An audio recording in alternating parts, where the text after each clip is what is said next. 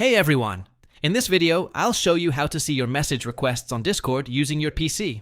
These are messages from people who aren't on your friends list, but who tried to DM you from a shared server or using your username.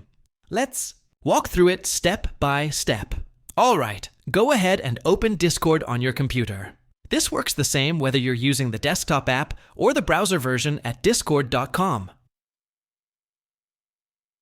Once you're logged in, look to the top left corner. You'll see a Discord icon. That's your home tab. Click on it if you're not already there. Now take a look just below that in the direct messages section. This is where all your chats appear. If you have any new message requests, you'll see a small section at the top of this list called Message Requests. It usually only appears if someone new has messaged you, someone not on your friends list. Click on Message Requests, and you'll see a list of people who have sent you DMs.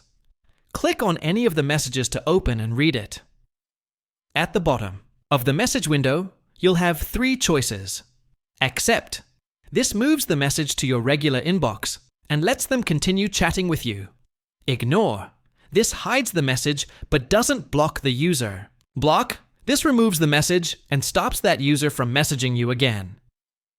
If you don't see the Message Requests tab, that just means no one outside your friends list has messaged you recently. Bonus tip. You can control who's allowed to message you in the first place. Click the gear icon in the bottom left to open user settings. Then go to Privacy and Safety and scroll down to Who can send you direct messages.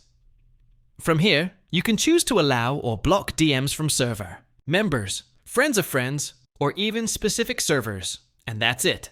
Now you know exactly where to find and manage your message requests on Discord using a PC. If this video helped you out, make sure to give it a thumbs up, subscribe to the channel, and hit that bell icon for more easy tech tutorials. Drop a comment. If you have questions, I'm here to help. Thanks for watching.